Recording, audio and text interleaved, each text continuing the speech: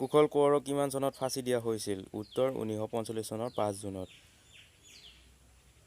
মহাত্মা গান্ধী অসমলৈ কিমান চনত আহিছিল? 1921। অসমৰ মুঠ মাটিকালি কিমান? ৭৮,438 বৰ্গ কিলোমিটাৰ। আহোমৰ শেষ ৰজাজনৰ নাম কি আছিল? উত্তৰ পুৰন্দৰ সিংহ। হিন্দু ধৰ্ম গ্ৰহণ কৰা প্ৰথম আহোম ৰজাজন কোন আছিল? চুহুংমুহুং। নৰকাসুৰৰ মাতৃৰ নাম কি আছিল? Answer Basumati.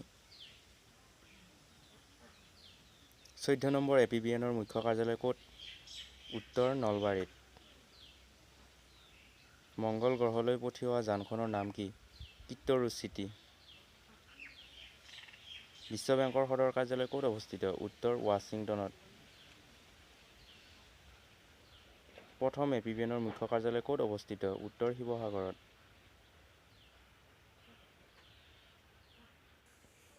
Thank U for ৱাচিং।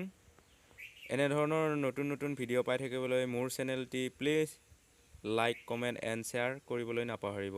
ধন্যবাদ।